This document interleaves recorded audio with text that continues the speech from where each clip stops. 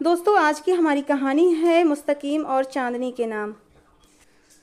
मेरा दिल आज बहुत बेचैन हो रहा था। मैं माँ के घर तो आ गई थी, लेकिन मेरा दिमाग अपने शौहर की तरफ ही लगा हुआ था। न जाने क्यों आज उनका अंदाज कुछ बदला बदला सा था। अचानक घर आना, मुझे और आरब को तैयार होने के लिए कहना और फिर हमें माँ के पास छोड़कर चले जाना, ये सब खतरे की निशानी थी, क्योंकि मेरे शौहर को मेरी माँ के घर जाना बिल्कुल भी पसंद नहीं था। मैं चुपचाप माँ के पास बैठ गई। वो मुझे लगातार देख रही थीं। शायद उन्हें भी कुछ अजीब सा महसूस हो रहा था। वो मेरी माँ थीं और एक बेटी के दर्द को वो अच्छी तरह समझ सकती थीं। वो मुझे देखते हुए बोली, चांदनी मेरी जान, क्या बात है? क्या कोई बात हुई है तुम्हारे और मुस्तकीम के बीच, जो इस तरह वो तुम्हें और आरब को छोड़कर चला गया है? वो मुझे सवालिया नज़रों से देख रही थीं, जबकि मुझे अपना आप बेवजह ही अपराधी सा लग रहा था। मैंने उन्हें देखते हुए कहा, नहीं अम्मी, ऐसी कोई बात नहीं है। लेकिन न जाने क्यों मेरा दिल बहुत अजीब सी बेचैनी का शिकार था। ऐसा लग रहा था जैसे आज कुछ तो बुरा होने वाला है। न जाने क्यों मुझे अजीब अजीब से ख्याल आ रहे थे और मुझे परेशान कर रहे थे। कुछ महीनों से ही मुस्तकीम का रवैया मुझसे और आरब से कुछ बदला बदला सा था। वो काम से आते और अपने मोबाइल में ही लगे रहते, न मुझे देखते हैं और न ही आरब को। हालांकि पहले वो हमेशा मुझे और आरब को ही अपना सब कुछ मानते थे, लेकिन कुछ महीनों से सब कुछ बदल सा गया था। ऐसा लग रहा था जैसे हमारे बीच कोई तीसरा आ गया है। मैंने आशंका भरे स्वर में कहा था, जबकि मेरी अम्मी मुझे हैरानी से देख रही थीं। वो मुझे देखते हुए बोली, चल पागल, ऐसा कुछ नहीं है। मुस्तकीम थोड़ा गुस्से का तेज जरूर है, लेकिन वो ऐसा नहीं है। तेरी जगह वो किसी को नहीं दे सकता। मुझे अपने भतीजे पर पूरा भरोसा है, लेकिन ना जाने क्यों इस बार माँ का भरोसा टूटता हुआ महसूस हो रहा था। मैं उनकी बीवी थी, उनकी हर फीलिंग से वाकिफ थी, इसलिए मुझे खतरा महसूस हो रहा था। अम्मी ने आगे कहा, इस तरह नहीं सोचते। औरत का दिल तो वैसे भी बेईमान होता है, बस अपने शौहर की तरफ से शक में ही रहती है। तुम गलत सोच रही हो। लेकिन इस बार मेरा दिल गलत नहीं था। मैंने आज तक अपने शौहर पर शक नहीं किया था। मुझे ना जाने क्यों मुस्तकीम पर पूरा भरोसा था कि वो अब भी हमारे बीच किसी तीसरे को नहीं लाएंगे। लेकिन आज कुछ तो था जो मुझे सोचने पर मजबूर कर रहा था। मैं बेखुदी में अपनी जगह से खड़ी हुई और अम्मी की तरफ देखते हुए बेचैन लहजे में बोली, माँ, मैं घर जा रही हूँ। मुझे बहुत अजीब सी घुटन महसूस हो रही है। ऐसा लग रहा है जैसे मेरे घर में कुछ तो हो रहा है। मुझे घर जाना होगा। खुदा ना खास्ता अगर कुछ हो गया तो मैं क्या करूँगी? मेरी माँ ने मेरी ओर देखा और मेरे सिर पर हाथ रखते हुए बोली, मुझे ऐसा नहीं लग रहा। लेकिन चांदनी, अगर तुम कहती हो तो मैं तुम्हारी बात मान लेती हूँ। अभी फराज को फ़ोन करके घर बुलाती हूँ ताकि वो तुम्हें तुम्हारे घर छोड़ आए। वो मसलहत से काम लेते हुए बोली, जबकि मैं चुपचाप लॉन्ज में दुपट्टा वगैरह पहनकर बैठ गई थी। मेरे हर अंदाज में बेचैनी थी। जब आप किसी से मोहब्बत करते हैं तो आपको एहसास होने लगता है, और यही हाल मेरा था। मैं मुस्तकीम के हर अंग अंग से वाकिफ थी। एक महीने से उनका बदला हुआ रवैया और आज का अंदाज देखकर मुझे अपने चारों तरफ खतरा मंडराता हुआ महसूस हो रहा था। और जो 2-4 दिन से फूफी मुझे अजीब अजीब सी बातें कर रही थीं, वो मेरी सोच पर मोहर लगा चुकी थीं। कुछ देर बाद ही मेरा छोटा भाई दुकान से घर आ गया और अम्मी के कहने पर वो मुझे घर छोड़ने जाने लगा। रास्ते में मुझसे वो पूछता भी रहा कि आप ही कोई बात हुई है तो बताओ। जीजू ने कुछ कहा है तो मैं अभी उनकी खबर लेता हूँ। आप लावारिस बिल्कुल नहीं हैं, हम अभी जिंदा हैं। आपको परेशान होने की ज़रूरत नहीं है। जबकि मैं चुप थी। मेरे पास कहने के लिए कुछ भी नहीं था। मुझे अपने शौहर से इतनी मोहब्बत थी कि मैं शब्दों में बयान नहीं कर सकती थी। उनके बिना मैं खाना तक नहीं खाती थी। अगर वो किसी दिन बिना खाना खाए सो जाते तो मेरा भी यही हाल होता था। वो मेरी हर आदत से वाकिफ थे, इसलिए खाना वो हर हाल में मेरे साथ ही खाते थे। थोड़ी ही दूर चलने के बाद मेरा घर आ चुका था। मैंने छोटे भाई को घर में आने की दावत दी, लेकिन वो मुझे मना करके चला गया कि आप ही पहले अपने घर के मसले सुलझा लें, उसके बाद ही मैं आपके घर आकर सुकून से खाना खाऊंगा। जबकि मैंने उसके सिर पर हाथ रखा और घर में दाखिल हो गई। मैं अजीब सी बेचैनी के साथ जैसे ही लिविंग रूम में दाखिल हुई तो मेरे होश उड़ गए। मेरे ख्यालों में भी नहीं था कि मुस्तकीम इस हद तक जा सकते हैं। मेरे हाथ पैर ढीले हो चुके थे। मेरे हाथ से मेरा बेटा नीचे ज़मीन पर गिरता, इससे पहले ही मैंने दीवार का सहारा लिया था। सामने सोफे पर मेरे शौहर के गले में गुलाब की माला थी और उनके बगल में उनकी एक दोस्त, जो उनकी माँ की सहेली की बेटी थी और जिसका नाम शिफा था। शिफा उनके साथ चिपक कर बैठी हुई थी। साथ में कुछ रिश्तेदार भी मौजूद थे। मौलवी साहब अपना सामान समेट रहे थे। यानी यहाँ बहुत कुछ बुरा हो चुका था। मेरा सब कुछ खत्म हो चुका था। मेरी हालत ऐसी थी जैसे काटो तो शरीर में खून नहीं। मैं परेशानी भरे लहजे में बोली, मुस्तकीम, ये सब क्या है? मेरी आवाज़ मेरे गले में ही भीग रही थी। मुस्तकीम ने हैरान होकर मेरी ओर देखा था और हड़बड़ाकर अपनी जगह से खड़े हो गए थे, जबकि शिफा ने एक अंदाज से अपने बाल झटक कर मुझे देखा था। मुझे तो सांस लेने में भी दिक्कत हो रही थी। मैं बार बार अपना सीना मसल रही थी। ऐसा लग रहा था जैसे मेरे सीने से दिल निकलकर कहीं किसी ने कुचल दिया हो। हाँ, मुझे इल्म था कि मुस्तकीम हमारे बीच किसी तीसरे को ला चुके हैं, लेकिन आज उस तीसरे को देखकर मुझे सब कुछ ख़त्म होता महसूस हो रहा था। जिस बात का मुझे डर था, आज वो मेरे सामने हकीकत का रूप धारे बैठी थी। मुस्तकीम मेरे करीब आते हुए बोले, चांदनी, तुम किसकी इजाज़त से यहाँ आई हो? मैं खुद तुम्हें तुम्हारी माँ के घर छोड़कर आया था ना। जब मुनासिब होगा मैं तुम्हें लेने आऊँगा। फ़िलहाल के लिए तुम अपनी माँ के घर ही जाओ। अभी तुम ये सब कुछ बर्दाश्त नहीं कर सकती। तुम्हें और मुझे ये सब कुछ कबूल करने के लिए कुछ वक्त चाहिए। उनका लहजा सख्त था और मुझे अपना शरीर कांपता हुआ महसूस हो रहा था। मेरी गोद में मौजूद मेरा बच्चा भी रो रहा था।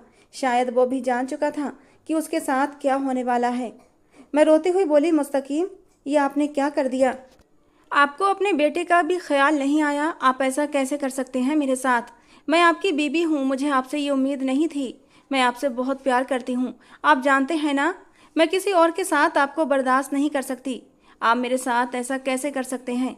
जबकि उन्होंने मुझे नज़रअंदाज करते हुए कहा, ज़्यादा बकवास करने की ज़रूरत नहीं है चांदनी, अपनी औकात में रहो। अगर इस घर में रहना है तो मेरे साथ सवाल जवाब करने की तुम्हें कोई ज़रूरत नहीं, और अगर नहीं रहना तो वो रहा दरवाज़ा, तुम जा सकती हो। जबकि मैं रोते हुए आरब को नीचे छोड़ चुकी थी और उनके आगे हाथ जोड़ते हुए बोली, नहीं मुस्तकीम, जैसा मैं सोच रही हूँ आप ऐसा हरगिज नहीं कर सकते। खुदा के लिए मुझे सच बता दें, ये सब क्या है? शिफा आपके साथ क्यों बैठी है और ये मौलवी साहब यहाँ क्यों है? मेरे लहजे में डर ही डर था, अपने शौहर को खोने का डर। जबकि वो मुझे देखते हुए तंज से हंसते हुए और घमंड से बोले, हाँ, जैसा तुम सोच रही हो मैंने बिल्कुल वैसा ही किया है। मैंने शिफा को अपने निकाह में ले लिया है और अब ये मेरी बीवी है। अगर तुम्हें ये कबूल नहीं तो तुम जा सकती हो, और मैं शिफा के साथ ही खुश रहना चाहता हूँ। ये मेरी पहली मोहब्बत है और आखिरी भी, ऐसा समझ लो, इसलिए तुम खामोश हो जाओ। मेरा वजूद बिल्कुल निढाल हो गया था और मैं उसी पल ज़मीन पर गिर पड़ी थी। मुझे मालूम नहीं था कि उसके बाद क्या हुआ। मेरी आँख खुली तो मैं अपने कमरे में बिल्कुल तनहा थी। मेरे बगल में ही मेरा बेटा नींद की आगोश में था। कुछ पल के लिए कुछ समझ नहीं आया। सिर में तेज दर्द था। मैं बेखुदी में उठ बैठी थी और चारों तरफ नज़रें दौड़ाने लगी। थोड़ी देर बाद सारा मंजर किसी फिल्म की तरह मेरे सामने लहराया था और मैं उसी पल अपना सिर हाथों में दबाकर बैठ गई। ये मेरे साथ क्या हो चुका था? मुझे कुछ समझ नहीं आ रहा था। रात का 1 बज रहा था और मैं कमरे में अकेली थी। कोई भी रात ऐसी नहीं गुजरी थी जब मुस्तकीम मेरे साथ न सोए हों, लेकिन आज मुस्तकीम अपनी नई ज़िंदगी की शुरुआत कर रहे थे। वो शिफा को बाहों में समेटे उसकी मोहब्बत में गुम हो चुके थे और ये सोचकर ही मेरे पूरे शरीर में बिजलियां सी दौड़ने लगी थीं। मुझसे बर्दाश्त नहीं हो रहा था कि मुस्तकीम की बाहों में इस वक्त शिफा होगी। मैं जारो कतार रोने लगी। या अल्लाह, तूने मेरे साथ ऐसा क्यों किया? मैं तो तेरी नेक बंदी हूँ, कभी तेरे हुक्म की नाफरमानी नहीं करती। जैसा कि तूने अपने मुस्लिम बंदों पर हुक्म जारी किए हैं, मैंने उन सभी का पालन किया है। या रब, तूने मुझे इस इम्तिहान में क्यों डाला? तू जानता है ना कि मैं मुस्तकीम को बांट नहीं सकती। मैं उससे बहुत मोहब्बत करती हूँ। तूने मेरे साथ ऐसा क्यों किया? मैं रोते हुए अपने अल्लाह से शिकवा कर रही थी। मुझे बिल्कुल यकीन नहीं था कि ये वही शख्स है जो मेरे नाम का दम भरता था। हमारी शादी हमारे माँ बाप की पसंद से हुई थी। मुझे आज भी वो दिन याद है जब मुस्तकीम का रिश्ता मेरे लिए आया था। मैं अपने गुजरे वक्त में खो गई थी। अम्मी, मैं अभी शादी नहीं करना चाहती। आप क्यों मेरी शादी ज़बरदस्ती करवा रही हैं? जबकि उन्होंने मेरी तरफ देखते हुए एक धीमी सी मुस्कान छोड़ी और किचन में चली गईं। मैं काफ़ी हैरान हुई थी। उनका रवैया बहुत अजीब था। एक पल के लिए मुझे खुशी भरी हैरानी हुई थी। जैसा मैं सोच रही थी, अगर वो हकीकत था तो मेरी तो दुनिया ही बदल चुकी थी, क्योंकि मैं बचपन से ही मुस्तकीम को बहुत पसंद करती थी। वो मेरे फूफा के बेटे थे और हमेशा ही मैंने अपनी माँ से मुस्तकीम के बारे में अपने जज्बात शेयर किए थे। वो मेरे दिल के हर हाल से वाकिफ़ थीं। वो सिर्फ मेरी माँ नहीं थीं, बल्कि मेरी दोस्त भी थीं, जिनके साथ मैं अपने हर सुख दुख बांट लिया करती थी। मेरे पापा का इंतकाल मेरे बचपन में ही हो गया था, इसलिए मैं बहुत ही सेंसिटिव लड़की थी। अम्मी मेरे हर काम से वाकिफ़ थीं। मैंने कभी भी अपनी माँ को दुख नहीं पहुँचाया था। वो जो कहती मैं चुपचाप मान लेती थी। मेरे अलावा भी मेरे 3 बहन भाई थे, जिनकी परवरिश भी अम्मी ने बहुत अच्छे से की थी।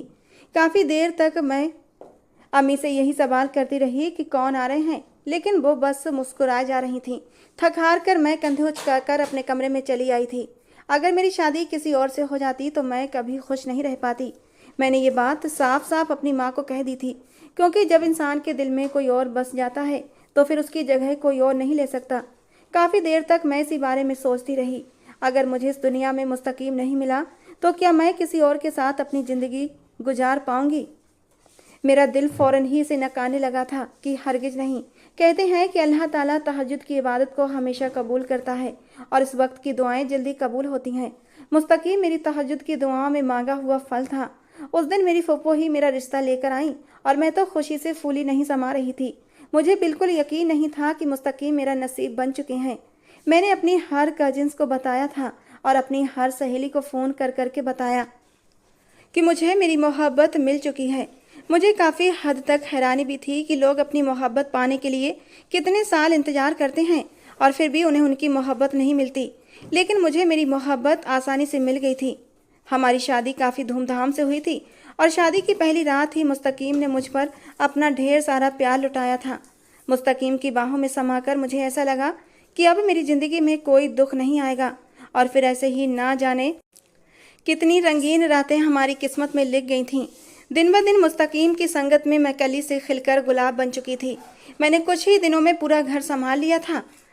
मैं अपनी जिम्मेदारी बखूबी निभा रही थी। मुस्तकीम भी मुझसे बेहद खुश थे। वो यही कहते कि तुम बहुत अच्छी हो, मेरे माँ बाप को भी समझती हो और मेरा भी ख्याल रखती हो। मैं अपनी जिम्मेदारियों को बखूबी निभाने की आदत थी। मैं कभी भी ऐसी कोई गुस्ताखी नहीं करती थी जिससे मेरा शौहर मुझसे नाराज होता। लेकिन मुझे नहीं पता था कि मेरे शौहर शादी के 2 साल बाद मुझ पर ये कहर बर पाएंगे। आरब के बाद तो वो मेरे और भी करीब आ गए थे। पहले तो वो सिर्फ मेरे शौहर थे, अब तो मेरे बच्चे के बाप भी थे। इस रिश्ते से भी मुझे उनसे बेहद मोहब्बत थी। लेकिन मैं नहीं जानती थी कि कुछ ही दिनों बाद मेरी ज़िंदगी में क्या तूफान आने वाला है। अक्सर ही मेरी सास की सहेली की बेटी शिफा हमारे घर आती थी। मेरी सास और शिफा की माँ में बहुत गहरी दोस्ती थी, बिल्कुल सगी बहनों जैसी। मुस्तकीम उन्हें खाला कहकर बुलाते थे। अब आजकल शिफा जब भी हमारे घर आती तो मुस्तकीम का अंदाज बदल सा जाता था। वो मुझे भूलकर शिफा में ही मगन हो जाते। मैंने कभी भी इस बात को दिल पर नहीं लिया था। मैं बिल्कुल भी बंद सोच वाली औरत नहीं थी। मैं यही सोचती थी कि बचपन के दोस्त हैं, आपस में ताल्लुकात अच्छे होंगे, मुझे इनके बीच में नहीं बोलना चाहिए। लेकिन मैं नहीं जानती थी ये सब सिर्फ दोस्ताना नहीं बल्कि इससे आगे की बात है। कुछ महीनों से मैं अपने शौहर के बदलते रवैये को महसूस कर रही थी। उनका अंदाज बहुत बदला हुआ था। मैं बात करती तो डांट देते, आरब शोर मचाता तो हम दोनों माँ बेटे को कमरे से बाहर निकाल देते। न जाने वो आधी आधी रात तक किससे बातें करते थे। लेकिन आज सारी हकीकत मेरे सामने खुलकर आ गई थी। मैं कमरे में ही दुबकी बैठी हुई थी। बाहर जाकर सिवाय अपने दिल को जलाने की और कोई काम नहीं था, इसलिए मैंने बाहर जाना सही नहीं समझा। वक्त का काम है गुजरना और वो अपनी रफ्तार से गुजरता जा रहा था। दोपहर का वक्त हो चुका था। न मैं बाहर आई थी, ना ही मैंने आरब को बाहर जाने दिया था। मैं नमाज के लिए बैठी एक बार फिर अपने अल्लाह से शिकवा कर रही थी कि मेरे साथ ये सब कुछ क्यों हुआ, आखिर मेरी गलती क्या थी। मैंने दुआ मांग कर हाथ अपने चेहरे पर फेरे थे कि तभी एक नौकरानी कमरे में दाखिल हुई। मैं फ़ौरन ही उसकी तरफ मुतवज्जो हुई थी। वो मुझे देखते हुए बोली, बेगम साहिबा, आपको साहब बाहर बुला रहे हैं। उनका आदेश है कि बाहर आएं और नाश्ता करें, काफ़ी देर हो गई है। ना तो उन्होंने आरब को देखा है और ना ही आपको, तो वो अब आप दोनों को याद कर रहे हैं। जबकि मेरा दिमाग पल भर में घूमा था और मैं गुस्से से बोली, यहाँ से चली जाओ और अपने साहब को भी कह दो कि मैं मर चुकी हूँ और मेरा बच्चा भी। हम दोनों का उनसे कोई संबंध नहीं। वो अपनी दुल्हन लाकर उसी के साथ बैठें, गप्पे मारें और हमें माफ़ कर दें। मेरा गुस्सा बढ़ा हुआ था। मैं अपने शौहर का सिर फाड़ने के लिए तैयार थी, लेकिन प्यार की चैन मेरे गले में बंधी हुई थी। थोड़ी देर बाद अचानक दरवाज़ा ज़ोर से खुला था और मुस्तकीम कमरे में दाखिल हुए। उनका अंदाज काफ़ी गुस्से वाला था। एक पल के लिए मेरा दिल डर से धड़क उठा था। मैं चाहे अपने शौहर से कितना भी गुस्सा हो जाती, लेकिन हमेशा उनके गुस्से से डरती थी। जब उन्हें गुस्सा आता तो वो पल में सब कुछ तहस नहस कर देते थे। वो गुस्से में मेरी ओर बढ़े और मेरे बालों को अपनी लोहे जैसी पकड़ में जकड़ते हुए बोले, चांदनी, याद रखना, मैं तुम्हारा प्रेमी नहीं हूँ कि तुम्हारी बदतमीजियाँ सहता रहूँ। मैं तुम्हारा शौहर हूँ और तुम्हारा ये फ़र्ज है कि तुम मेरे आदेश का पालन करो। अगर तुमने मेरे आदेश की एक भी बात न मानी तो याद रखना, मैं तुम्हें इस घर से धक्के मार कर निकाल दूंगा और अपना बच्चा भी तुमसे छीन लूंगा। बाहर आओ और दोपहर का खाना बना कर दो। जानती हो ना, मुझे तुम्हारे अलावा किसी और के हाथ का खाना पसंद नहीं है। मैंने उनके आदेश को सुना और तुरंत चुप हो गई। मेरा दिल डर के मारे कांप रहा था। चाहे मैं कितनी भी नाराज हो जाऊं, उनके सामने मैं बेबस थी। मैंने चुपचाप आरब को गोद में उठाया और सीधे किचन में आ गई।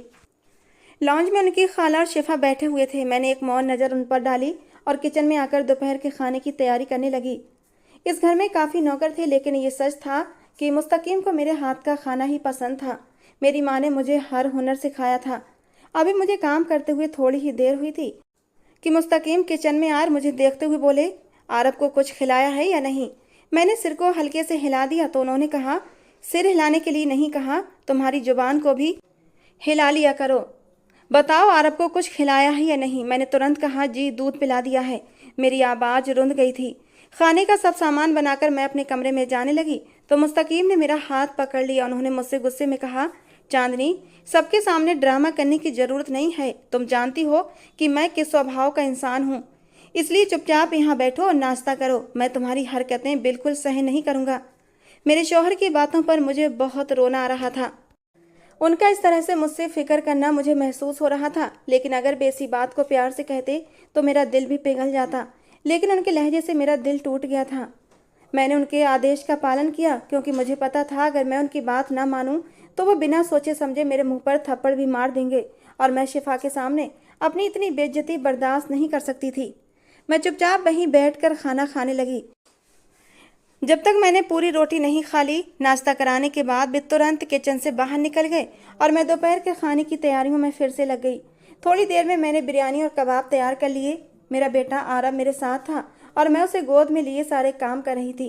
किसी को ये एहसास नहीं था कि मैं इतनी गर्मी में काम कर रही हूँ और बच्चे को भी संभाल रही हूँ, लेकिन वो लोग बेहिस और बेखबर थे। मैंने जल्दी से अपना सारा काम पूरा किया और अपने बच्चे को लेकर एक बार फिर कमरे में बंद हो गई। मैं इन लोगों के सामने नहीं आना चाहती थी क्योंकि उनके सामने आने से मुझे सिवाय दुख के और कुछ नहीं मिलता। रात का खाना नौकरों ने ही मेज पर सजा दिया।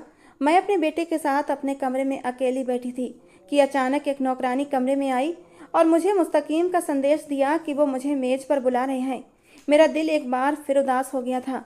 वो मेरी फिक्र कर रहे थे, मुझे ये बात का एहसास था, लेकिन मैं उन्हें अपनी आंखों के सामने नहीं देख सकती थी। अगर मैं उनके आदेश की अवहेलना करती तो वे बिना सोचे समझे मेरी ज़िंदगी बर्बाद कर सकते थे।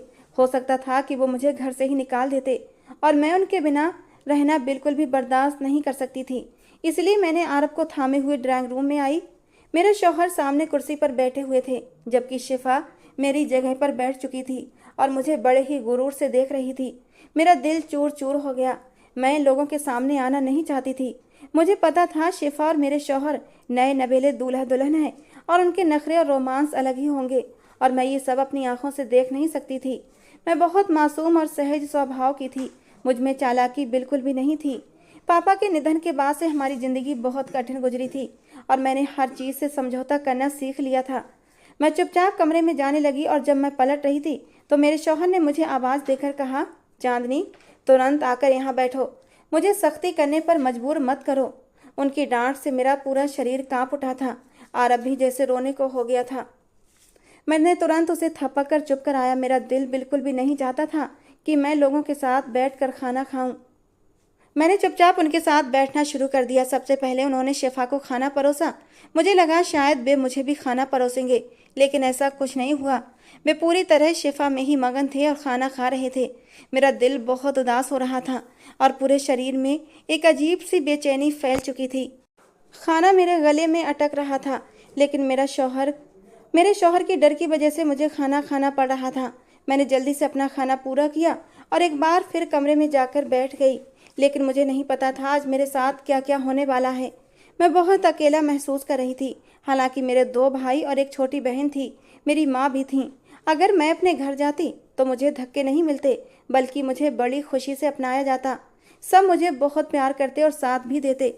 लेकिन मुझे मुस्तकीम से इतनी मोहब्बत थी कि मैं किसी भी हालत में उनसे अलग नहीं होना चाहती थी। अगर आज मैं अपने घर को छोड़कर चली जाती तो निश्चित ही मैं हमेशा के लिए इस घर से बाहर हो जाती और शिफा इस घर में अपने कदम जमा लेती। और मैं ऐसा कुछ भी नहीं चाहती थी। मेरे शौहर मेरे हाथ से खाना खाने के आदी थे और रात को देर तक बातें करने के आदी थे। कहीं ना कहीं उन्हें मेरी याद आती थी।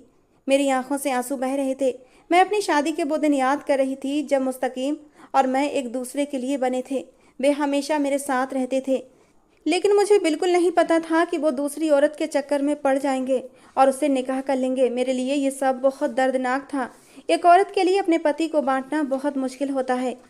मुझे कमरे में बैठी थोड़ी ही देर हुई थी कि एक नौकरानी आई और मेरे शौहर का संदेश लेकर आई कि तुरंत बाहर आओ, जरूरी काम है। एक पल के लिए मेरा दिल कांप उठा था। न जाने क्यों मुझे एक बार फिर कुछ गलत होने का एहसास हुआ, लेकिन मैं चुपचाप आरब को नौकरानी के पास बिठाकर बाहर आ गई। लिविंग रूम में मेरे शौहर शिफा के साथ बैठे हुए थे। मुझे देखते ही गुस्से से बोले, ये तुम क्या कमरे की बुआ बन गई हो? तुम्हें होश भी है?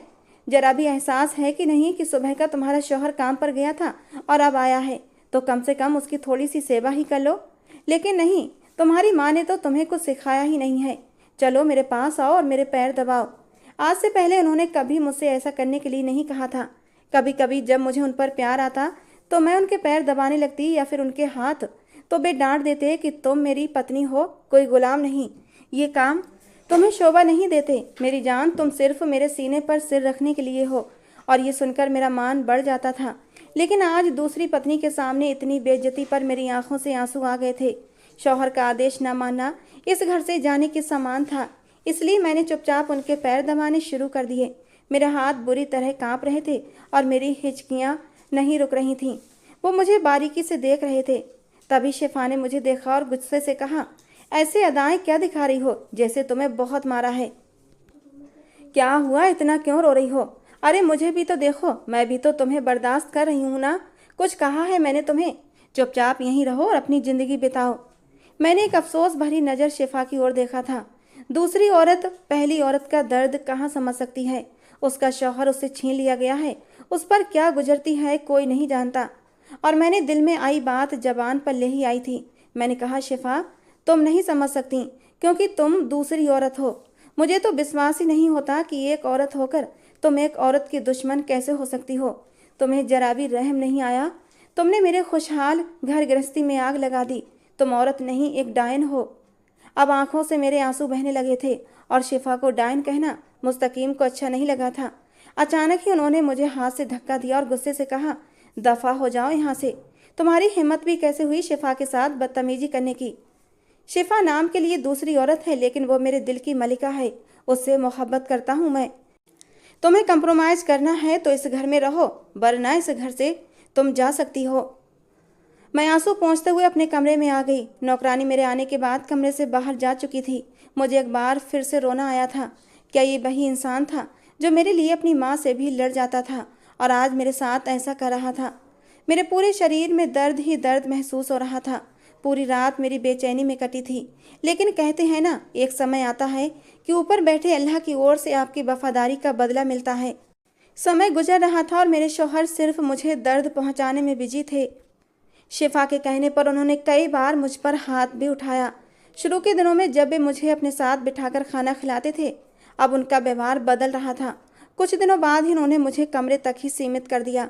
जब उन्हें मेरी ज़रूरत महसूस होती तो चुपचाप कमरे में आते, मुझे इस्तेमाल करते और चले जाते, और मैं कुछ कह नहीं पाती थी। इन दोनों की शादी को 2 महीने हो गए थे। अब मैंने भी समझौता कर लिया था। मेरी माँ को जब मुस्तकीम के इस काम का पता चला था तो उन्होंने घर आकर बहुत गुस्सा किया, लेकिन मुस्तकीम ने साफ कह दिया कि अगर तुम्हारी माँ ने एक और शब्द भी कहा तो मैं तुम्हें अभी के अभी तलाक दे दूंगा। मैंने अपनी माँ के हाथ पांव जोड़कर उन्हें वापस भेज दिया और अब मैं चुपचाप सारी परेशानियां सहन कर रही थी। मुझे सब नज़र आता था, मुस्तकीम का व्यवहार, शिफा की हरकतें, लेकिन मैं कुछ बोल नहीं सकती थी क्योंकि अगर मैं कुछ भी कहती तो मुझे इस घर से निकाल दिया जाता। आज पूरी रात शिफा और मुस्तकीम के कमरे से लड़ने की आवाज़ें आई थीं। जब मुझसे ना रहा गया तो मैं कमरे के बाहर खड़े होकर उनके लड़ने की वजह जानना चाहती थी, और वजह जानकर मेरे कदमों तले से ज़मीन खिसक गई थी। शिफा माँ बनने वाली थी और वो इस बच्चे को जन्म देना नहीं चाहती थी। उसका कहना था कि इतनी जल्दी माँ बनकर उसे अपना फिगर ख़राब नहीं करना। लेकिन मुस्तकीम चाहते थे कि शिफा उनके बच्चे को जन्म दे, लेकिन शिफा ने प्रेगनेंसी गिराने की दवा खा ली थी और मुस्तकीम गुस्से से भड़के हुए थे। सुबह भी मुस्तकीम बिना नाश्ते के ही घर से निकल गए थे। मुस्तकीम आम तौर पर इस दिन लेट ही घर आते थे। मैं अपने कामों में बिजी थी कि अचानक ही शिफा का मोबाइल बजा। न जाने क्यों आज मैं उस ओर ध्यान देने लगी और अचानक शिफा का मोबाइल उसके हाथ से गिर गया। वो रोते हुए ज़मीन पर बैठ गई। मैं दौड़कर उसके पास आई और उससे पूछा कि क्या हुआ है, तो उसने कहा कि मुस्तकीम का बहुत बुरा एक्सीडेंट हुआ है और वो अस्पताल में एडमिट हैं। किसी राहगीर ने फ़ोन करके बताया है। मैं उल्टे पाँव कमरे में आई और चादर लपेटकर तुरंत अस्पताल की ओर भागी। मेरे साथ शिफा भी थी। आरब को मैंने एक नौकरानी के पास छोड़ दिया था। मेरी आंखों से लगातार आंसू बह रहे थे। पहले मुस्तकीम की दूसरी शादी और अब उनका अचानक एक्सीडेंट, ये सब मुझे और भी दर्द में डाल चुका था। हम दोनों वहां पहुंचे तो डॉक्टर ने बताया कि उनका बहुत गंभीर एक्सीडेंट हुआ है और उनकी हालत बहुत गंभीर है। मेरी हालत काफ़ी ख़राब हो रही थी। मेरे लिए मुस्तकीम बहुत अहम थे। शिफा भी रो रही थी। हम दोनों ही नमाज के कमरे में जाकर नमाज पढ़ने लगे और अपने शौहर की दुआ करने लगे। कहते हैं ना कि बीबी की दुआ अपने शौहर के लिए जल्दी ही मंजूर होती है। मुस्तकीम को जल्दी ही होश आ गया था, लेकिन उनके पैर चलने की स्थिति में नहीं थे। उन्हें कुछ दिन अस्पताल में ही रखा गया था और फिर हम उन्हें छुट्टी दिलवाकर घर ले आए। उन्हें शिफा के कमरे में रखा गया था और उस दिन जब मैं मुस्तकीम के पैरों की मसाज कर रही थी तो न जाने मुस्तकीम की नज़रों में ऐसा किया था कि मेरा दिल धड़कने के लिए काफ़ी था। और जब मैं उठकर जाने लगी तो मुस्तकीम ने मेरा हाथ पकड़ लिया। कहने लगे, चांदनी कुछ देर मेरे पास बैठो, तुमसे बात करना चाहता हूँ। और धड़कते दिल के साथ मैं मुस्तकीम के पास बैठ गई थी। मुस्तकीम के हाथों में अब भी मेरा हाथ था। कहने लगे, चांदनी मैंने तुम्हारे साथ बहुत गलत किया है। मैं कैसे भूल गया कि तुम तो मेरी पहली मोहब्बत थी। तुम्हारी संगत में इस दिल ने नई लय पर धड़कना सीखा था। इस दिल में मोहब्बत के नए रंग के फूल खिलने लगे थे। मैं कैसे शिफा की मोहब्बत के जाल में फंस गया मुझे पता ही नहीं चला। और आज जब उसका असली चेहरा मेरे सामने आया तो मैं उस वक्त को कोसता हूँ जब मैंने शिफा को अपनी ज़िंदगी में शामिल किया था। वो अच्छी लड़की नहीं है। उसे सिर्फ अपनी खूबसूरती और अपने फिगर की परवाह है। दूसरे मर्दों के मुंह से अपनी तारीफ सुनना उसे पसंद है। चांदनी, मुझे तुम्हारी पाकीज़गी की बहुत याद आती है। तुम कैसे गैर मर्दों के सामने खुद को छुपा कर रखती थीं, कैसे मेरे हर हुक्म पर अपना सर झुका देती थीं। मैंने इतनी अच्छी बीवी की कदर नहीं की, इसीलिए खुदा ने मुझे ये सज़ा दी है। चांदनी, मुझे नहीं लगता मैं कभी अपने पैरों पर खड़ा हो पाऊँगा। हो सके तो मुझे माफ़ कर देना। शायद तुम्हारे माफ़ी मिलने पर खुदा भी मुझे माफ़ कर दे। मुस्तकीम की आंखों के आंसू बहने लगे थे और मेरा दिल मुस्तकीम के आंसुओं पर तड़प उठा था। मैं तड़प कर मुस्तकीम के सीने पर सर रख कर रोने लगी। मैंने कहा, मुस्तकीम, मुझसे माफ़ी मांगने की कोई ज़रूरत नहीं। बस तुमसे एक शिकवा था कि तुमने मेरी मोहब्बत को नहीं पहचाना, लेकिन आज तुम्हारे आंसुओं में वो शिकवा भी धुल गया है। तुम मुझे सच्ची मोहब्बत करते हो, मुझे इससे बढ़कर और कुछ भी नहीं चाहिए। और मुस्तकीम ने मुझे अपने बाजुओं के घेरे में समेट लिया था। मेरे माथे को चूम कर मुझे अपनी गलती की एक बार फिर से माफ़ी मांगी थी। कितना खुशहाल परिवार था हमारा। पता नहीं कहाँ से शिफा नाम की मुसीबत हमारी ज़िंदगी में आ गई थी। कुछ दिनों से न जाने क्यों मुझे शिफा का चिड़ा हुआ चेहरा महसूस हो रहा था। पहले तो मैंने इसे अपना वहम समझा और नज़रअंदाज कर दिया, लेकिन धीरे धीरे मुझे समझ में आया कि शिफा को मुस्तकीम का लगातार अपने कमरे में रहना बुरा लग रहा था। एक दिन वो मेरे पास आई और मुझसे बोली, देखो, मेरी अभी अभी नई नई शादी हुई है। मेरे बहुत से सपने हैं। अगर मुस्तकीम की तबीयत ख़राब है तो इसमें मैं क्या करूं? मेरे अपने भी शौक़ हैं और उनका मेरे कमरे में लगातार रहना मुझे पसंद नहीं है, क्योंकि वो हर वक्त उदास बेड पर पड़े रहते हैं और ऐसे में मैं खुश नहीं रह पाती और ना ही अपने शौक़ पूरे कर पाती हूँ।